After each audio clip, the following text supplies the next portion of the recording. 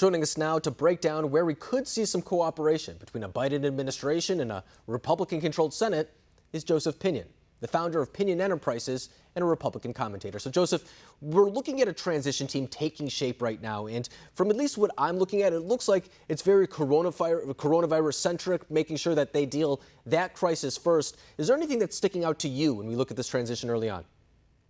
Look, I think first and foremost, you're going to have to try to figure out how we can get some help that is in dire need to people on Main Street. We have a Main Street liquidity problem that can literally throw this economy into a deep recession, the likes of which we haven't seen since 2008. And so I think realistically, you have to get help to those who are in need. And then from there, start pivoting to some of the larger issues where I think it's potentially we could get some bipartisan consensus that Democrats must, as the Bible says, put away childish things and start talking about realistic approaches to issues like climate change. There are Republicans at the table ready to talk about renewable energy and a free market driven solution where you're talking about, whether we're talking about nuclear, whether we're talking about a carbon dividends, talking about all the aspects that I think they can be common ground on. Infrastructure, another place where we can get common ground. So there are plenty of opportunities for us to actually get to the business of governing if Democrats are actually serious about practicing what Joe Biden preaches.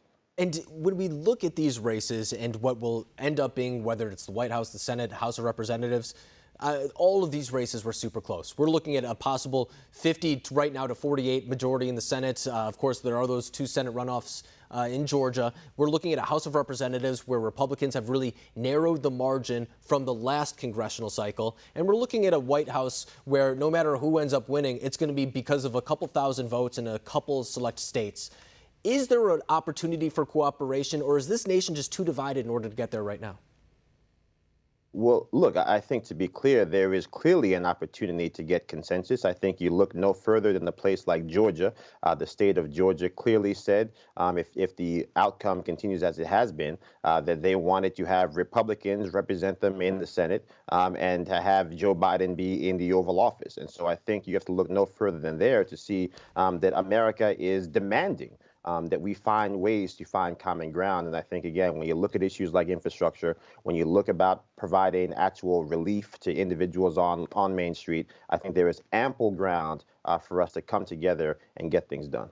And when we look at an incoming administration, usually they have one type of agenda item that they could really try to push through in their first term. For President Trump, for example, it was the tax cuts. For Barack Obama, it was Obamacare.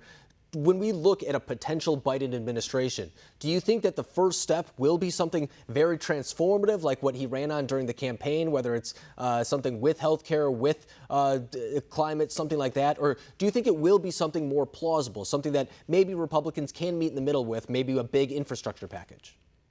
Look, I think we spent, unfortunately, 4 years talking about infrastructure with the Trump administration. I remember the first infrastructure week, we had infrastructure week, I guess every 5 weeks was infrastructure week, and we never actually got around to infrastructure. Let's be very clear. We have a majority of roads and bridges around this country are graded deficient. We're one terrible winter away from one of those bridges tumbling into a river below. It wasn't that long ago that that's already happened in this country. And so it appears that things don't actually happen until Americans start dying. That's what we've seen with the COVID-19 crisis. It could be what we've seen with infrastructure, but I hope it doesn't get there because, again, there are people across the aisle in a bipartisan manner that are ready to do the heavy lifting of actually rebuilding American infrastructure for a 21st century world, which actually puts Americans back to work at a time when Americans need opportunities to put food on their table more than ever.